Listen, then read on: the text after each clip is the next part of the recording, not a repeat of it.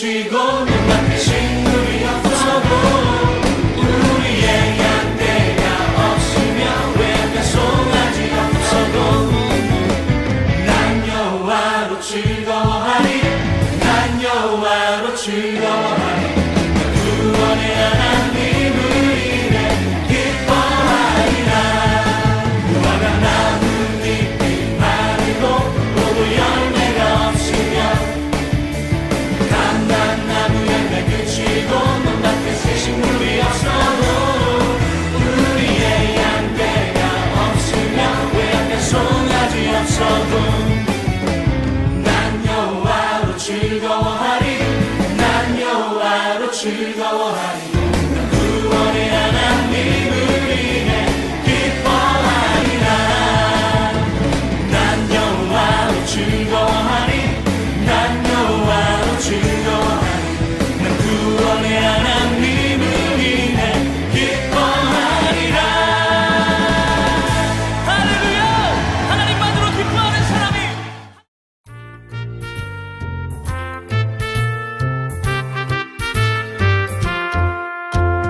예수님이 말씀하시니 물이 변하여 포도주가 돼 예수님이 말씀하시니 물이 변하여 포도주가 돼 예수님 나에게도 말씀하셔서 새롭게 변화시켜 주소서. 초등부 친구들 안녕. 자, 이번 한 주도 잘 지냈나요? 며칠째 더워서 기분도 안 좋고 몸도 처지고 기운도 없고 이런 것 같아요. 그런데 그럼에도 불구하고 이런 날씨 속에서도 예배를 드리는 여러분, 자, 하나님의 이름으로 축복합니다. 자, 그런데 우리는 이렇게 때때로 누군가를 축복을 해주곤 합니다. 이 축복이라는 말은 복을 빌어준다는 뜻이에요. 이것만 봐도 우리가 우리의 삶 속에서 얼마나 복을 받고 살아가는 것들, 그리고 복을 주고 받는 것들을 중요하게 생각하는지, 복을 누리며 사는 걸 얼마나 중요하게 생각하는지 알 수 있습니다. 그런데 우리는 복이라는 단어를 들으면 나를 위주로 생각을 하곤 합니다. 내가 받아서 행복한 것, 내가 기쁜 것, 뭔가 내가 받았을 때 너무너무 좋은 것, 내가 필요로 하는 것, 이런 것들을 위주로 떠올리고는 합니다. 그런데 정말 우리는 복을 받았을 때 복을 받았구나, 내가 너무 기쁜 것을 받았구나, 내가 복을 받은 시점이 언제구나 라는 것을 뚜렷하게 느낄 수 있을까요? 진짜로 복이 나를 위주로, 자신을 위주로 하는 것이 복일까요?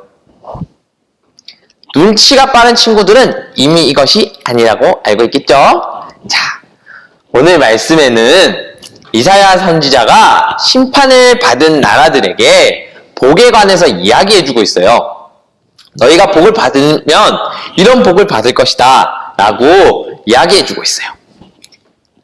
그런데 이사야 선지자의 복은 좀 이상합니다. 우리가 앞에 말했던 것처럼 내가 원하는 것, 내가 받았을 때 행복한 것이라고 하기에는 조금 납득이 안 가요.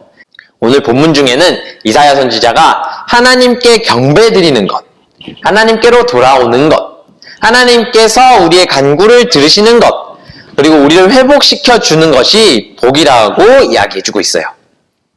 이 복들의 공통점은 바로 우리가 하나님께 다시 예배를 드릴 수 있는 사람으로 바뀐다는 것, 거기서 공통점이 있어요.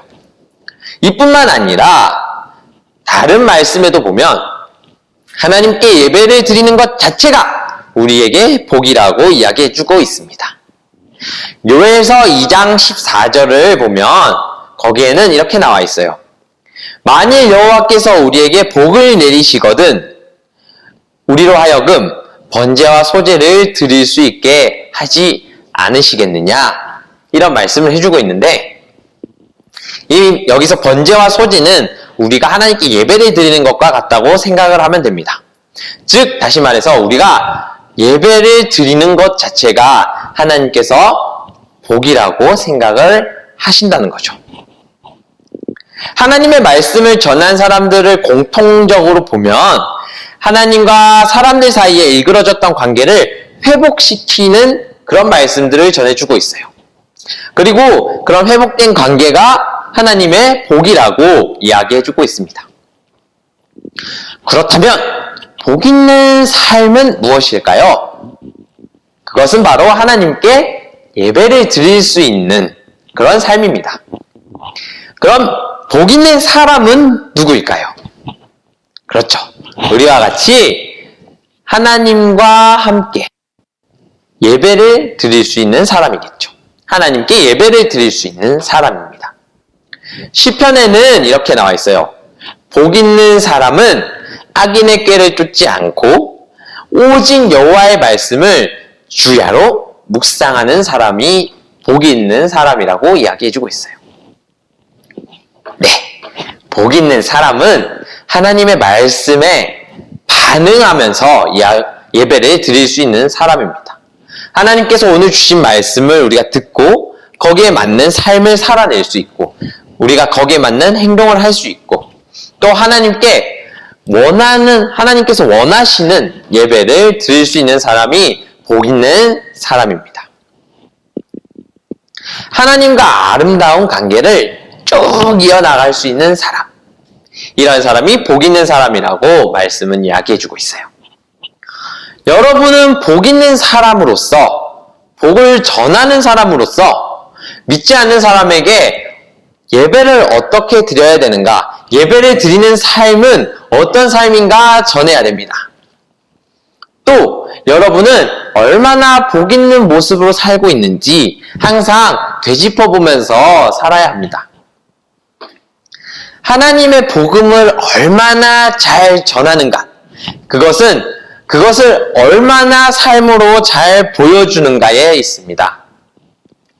오늘 저는 여러분이 복 있는 사람의 모습으로 하나님이 주신 이 복 있는 행복한 삶을 사는 사람들이 되었으면 좋겠습니다.